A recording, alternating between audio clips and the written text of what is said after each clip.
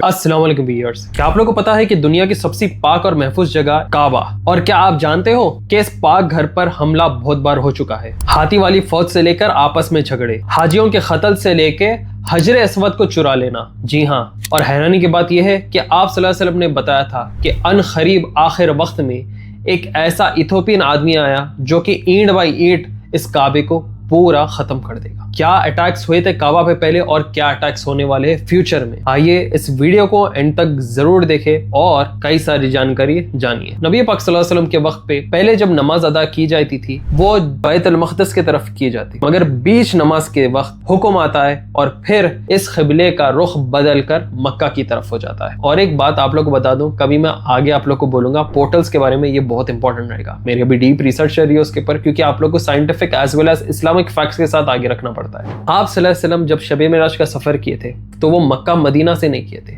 वो पहले बैतुल मक़दिस गए थे और वहां से फिर वो शब मेराज का सफर जन्नत तक गया था। तो आप ये सोचिए, मक्का या मदीना से नहीं कर बैतुल मक़दिस से ही क्यों आप सल्लल्लाहु अलैहि वसल्लम बुराक के जरिए जन्नतों में गए। इससे ये समझ में आता है कि वो जगह की कुछ इंपॉर्टेंस है, वहां पे कुछ ऐसा है जिसके जरिए पोर्टल्स और हेवनली चीजों से कनेक्ट किया जाता है। काबे के ऊपर कई सारे हमले किए गए, मगर आज भी वो अपनी जगह मजबूत ठहरा हुआ है। ये चीज से हमें सीखना चाहिए कि जब खुदा आपके साथ हो और आपकी नीयत पक्की हो तो तूफान भी आ जाए तो आपको कोई भी हटा नहीं सकता। अच्छा, हम इंसान को देखो, हम कितने कमजोर हैं। कोई नई चीज आती है तो घबरा जाते हैं। आजकल लोग नए माहौल में हमेशा डर कर पीछे हट जाते हैं। लोग अपने करियर में आगे बढ़ना चाहिए और अपने स्किल्स को भी इम्प्रूव करना चाहिए। स्किल से रही बात, कम्युनिकेशन भी एक बहुत बड़ी स्किल है और इंग्लिश में हमारे लोग बहुत पीछे हैं। मगर मुद्दे की बात यह है कि लोग इंग्लिश बात करने में इतना स्ट्रगल क्यों करते हैं? क्या उनको डर होता है कि उनका मजाक ना उड़ाया जाए? आजकल इतने सारे AI के ऐप्स है मार्केट में, कौन सा सही है? टू बी ऑनेस्ट, अगर आप मुझसे पूछे तो बहुत सारे होंगे, बहुत सारे ट्राई भी कर लिए, मगर अगर सही चीज कोई प्रैक्टिकली आपको सिखाती है तो वो है सुपरनोवा। और ये चीज मैं आपको प्रैक्टिकली भी कर दिखाऊंगा। सर, मी need more money, give hike. आपको इस सेंटेंस को करेक्ट इंग्लिश में बोलने में हेल्प करूंगी।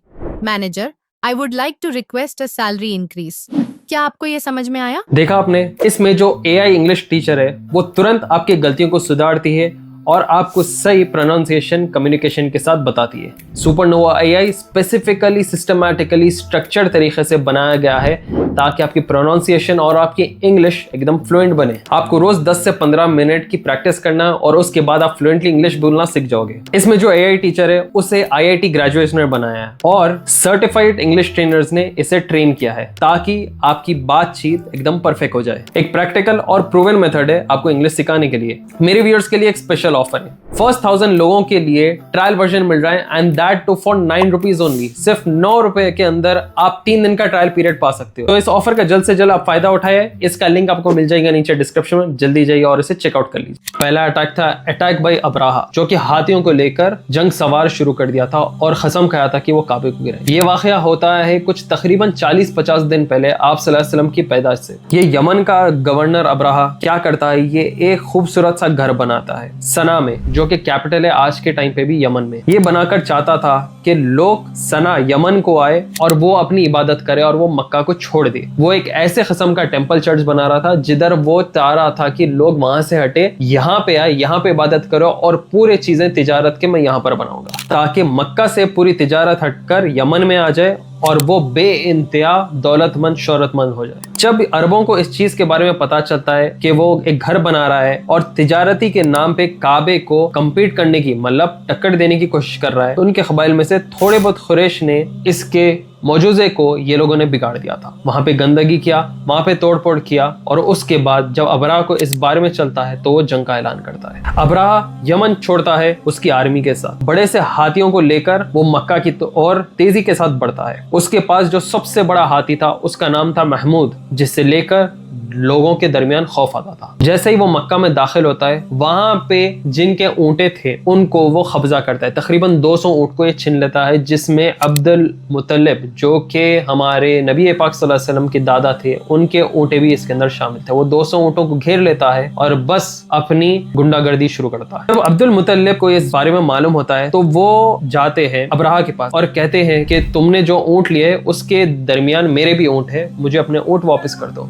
मगर जब अब्दुल मुतल्लिब की वो बात सुनता है कि ये तो बस ऊँट मांगने के लिए आया है, तो वह हैरान हो जाता है। अब्दुल मुतल्लिब अपने ऊँटों को लेने के बाद अपने खुरैश क़बाइल के साथ मक्का की तरफ जाते हैं और अल्लाह से इबादत करते हैं इस काबे की हिफाजत कर ले, वो इस चीज को नहीं बचा पाएंगे। फिर अब्दुल मुतल्लिब उनके ऊँटों के साथ और चंद लोगों के साथ आप पहाड़ों की तरफ रवाना हो जाए। वो सोचता है कि मैं तो काबे के ऊपर अटैक करने जा रहा हूँ, इस चीज का ऐलान जोर शोर के साथ हुआ और अब्दुल मुतल्लिब जो कि खुरैश के सरदार है वो सिर्फ ऊँट मांगने आए। और यहाँ पे अब्दुल मुतल्लिब कहते हैं कि मैं सिर्फ ऊँटों का मालिक हूँ, काबे का मालिक तो अल्लाह है। इसी के साथ अब्राहा जोर शोर के साथ काबे की तरफ बढ़ना शुरू होता है। हैरानी की चीज यहाँ पे ये होती है मिराकिलस कि हाथियां आगे बढ़ने से इनकार करते हैं। आर्मी वाले पूरे परेशान हो जाते हैं, अब्राहा भी खुद परेशान हो जाता है कि उसका हाथी महमूद आगे नहीं बढ़ रहा है। जब ये काबे की तरफ बढ़ाते तो वो बैठ जाते थे, मगर जब ये पलटा देते थे यमन की तरफ तो तेजी से वापस लौटने की कोशिश करते थे। यहाँ पर उनकी फौज कैसे भी करके हाथियों को काबे की तरफ ढकल कर शोर के साथ आगे बढ़ते ही रह रहे थे। वहां पे कुछ ऐसा हो जाता है जिससे उनके होश उड़ जाते हैं। ये वाकया पूरा हमें सूरह फील में पता चलता है। एक फ्लॉक ऑफ बर्ड्स आता है और उनके मुंह में और हाथों में छोटे किस्म के बेक्ले होते। ये एक्चुअल स्टोन नहीं रहता है, हम इसे कंकरियां कहते हैं, मगर ये ऐसे बेक्ले थे, ये ऐसी तेजी से नीचे आ रहे थे कि ये जिस्म के आर पार हो रहे थे। यहाँ पे हाथियां भी मर गए और इनकी फौज भी खत्म होना शुरू हुई। इस मंजर को देखकर अब्राहा और उसकी फौज वापस यमन की तरफ भागना शुरू करती है। मगर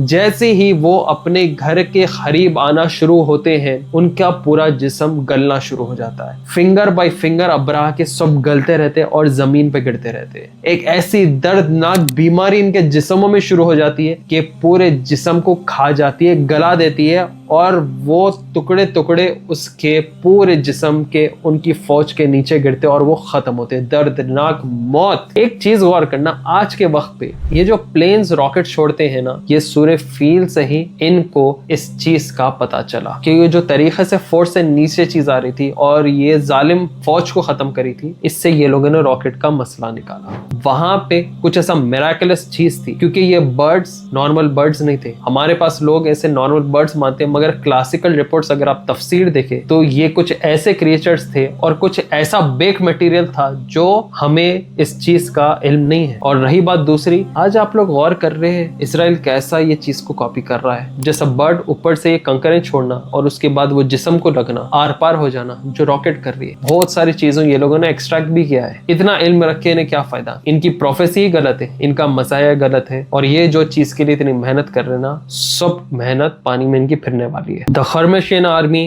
and the attack on Kaaba. ये एक इस्माइली सेक्ट था जो कि इस 9th सेंचुरी में बहरीन से निकलकर उभरा था और ये काबे के ऊपर अटैक किया था। उस वक्त पे काबे के ऊपर अब्बासिड कैलिफेट था और ये उन अब्बासिड कैलिफेट के खिलाफ थे। उस वक्त पे खरमशियन का जो लीडर था उसका नाम था अबू ताहिर अल जनबी। वो वक्त था हज का और हज के दरमियान ये मक्का के ऊपर रेड मारता है और बेइंतहा वहां के लोगों की कत्ल करता है, मारता है, भगाता है। शुरू में जब इसे मक्का शहर में एंट्री नहीं मिलती तो ये बोलता है कि हर मुसलमान का हक है कि वो काबे के पास जाए और हम यहाँ पे एक पीस के साथ एंटर कर रहे हैं, एक ट्रीटी के साथ एंटर कर रहे हैं, हम यहाँ जंग करने नहीं एंटर कर रहे। मगर ये धोखेबाज अंदर घुसता है और आर्मी के साथ फिर रेड मारता है जब ये काबे के नजदीक आ जाता है। बेइंतहा घोड़ों के साथ ये लोग वहां के हाजियों को मारते हैं, खत्म कर देते हैं और जो अब्बासिड कैलिफेट की आर्मी थी उसे भी डिफीट करते हैं। कुछ रिपोर्ट्स ये भी बताते हैं कि जमजम के वेल में ये लोग वहां के हाजियों के बॉडीज को भी डंप कर रहे थे। मक्का और काबा के ऊपर हमला के बाद इनका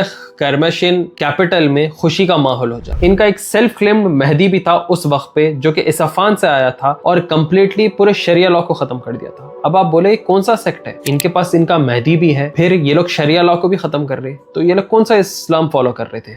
जो तो नमाज के क़िबले का भी रुख मक्का से हटाकर एक आग की तरफ कर दिया था, जिसे उलमा कहते हैं द ज़ोरास्ट्रियन प्रैक्टिस। बाज़ उलमा का ये भी कहना था कि इन लोगों का इस्लाम से कुछ लेना देना नहीं थे, ये शायद इस्माइली सेक्ट के हो भी नहीं सकते। ये कुछ ऐसा कबाइल बना था जो कि कंप्लीट फितना था और ये फितने के जरिए इस्लाम को इन्हें खत्म करना था और उसे नुकसान पहुंचाना था। जो इनका पागल लीडर अबू ताहिर था वो कुरान के वर्सेस का मजाक भी उड़ा रहा था। वो कह रहा था शेर शायरी की शक्ल में कि मैं खुदा से हूँ और खुदा मुझसे है, वो बनाता है और मैं खत्म करता हूँ। काबे को पूरा लूट देते, अंदर की बाहर की दौलत सोना सब ये चुरा लेते हैं। और तो और जो सबसे घिनौनी हरकत है वो है हजरे अस्वद के पत्थर को निकाल कर ये बहरीन वापस लेके जाते हैं। आप लोग गौर करे होंगे, आप बाज़ वीडियोस देखते हैं सोशल मीडिया पे जिधर अतर लगाया जाता है हजरे अस्वद के ऊपर, पत्थर की आप शक्ल देखेंगे, बीच में आपको लाइंस देखेंगे। वो इसलिए है कि ये लोग हजर अस्वद को काबे के अंदर से लेके गए थे, ये बहुत डैमेज किए। जब वो चीज वापस हासिल की गई थी तो हजर अस्वद का जो पत्थर था वो टुकड़ों में था, उसे जोड़कर फिर वापस उसकी असली जगह पर रख दिया गया, जो आज हम काबे के अंदर देखते हैं। तो आप देखिए ये कैसे जहन के लोग हैं। काबे को डिस्ट्रॉय करना, हाजियों को मारना, हजर अस्वद को लेके जाना, उसको तोड़ फोड़ करना, उनको क्या क्या दिखाऊंगा उनको। वो जन्नतों से आई हुई चीजें, वो दूध से ज्यादा सफेद था, मगर हमारे बुराइयों को लेके वो काला हो गया। सालों साल चलते रहे, 22 साल तक लोग हज करते रहे, उम्रा करते रहे, बस एक चीज की कमी थी कि हजर अस्वद का मौजूदगी वहां पे नहीं थी।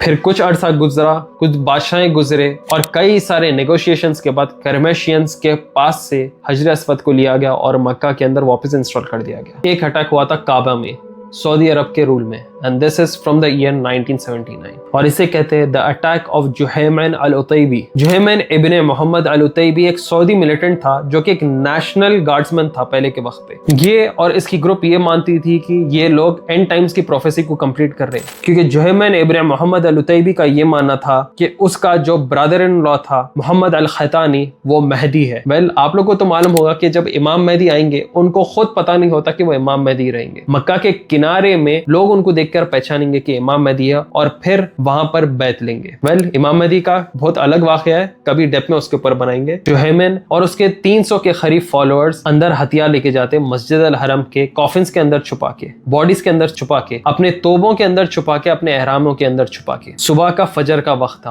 और इमाम जैसे ही नमाज के लिए ठहर रहे थे, ये लोग अपने रोप्स के अंदर से, बॉक्सेस में से हर तरफ से हथियार निकालते हैं और जोर शोर की आवाज शुरू करते हैं। जिधर भी एंट्री गेट्स थे वो पूरे एंट्री गेट्स को बंद कर देते हैं। उसी के साथ जो नेशनल गार्ड्स वहां पे थे उन्हें भी खत्म कर देते हैं। ये ऐलान करते हैं कि इमाम मेहदी आ चुके हैं और सऊदी हुकूमत की यहाँ पे खात्मा शुरू हो चुका है। चंद हॉस्टेजेस को ये छोड़ देते हैं और चंद हॉस्टेजेस को ये अंदर ही रख लेते हैं। बेइंतहा हेवी गन फायर शुरू हो जाता है और ये इबादत की जगह एक जंग में मुब्तला हो जाता है। सऊदी अरेबिया के मिलिटेंट उस वक्त पर मस्जिद अल हरम को बाहर से घेरी हुई थी। वो भी परेशान थे कि क्या करना चाहिए, क्योंकि वो उलमाओं के फतवा के लिए रुके हुए थे। उलमाओं का फतवा ये था कि अंदर के रेडिकल ग्रुप वो मुसलमान है या नहीं, अगर मुसलमान है तो उनसे डायरेक्ट जंग नहीं करना है, उन्हें पहले ऑप्शन देना है कि वो सरेंडर कर दे या अपनी बात को आगे रखे कि वो अंदर घुसकर क्या मामले में जंग कर रहे हैं। कई सारे उलमा और इनके जो सदर इब्ने बास थे वो भी हुक्म देने से पीछे उठ जाते, रुक जाते। कम से कम 2 हफ्ते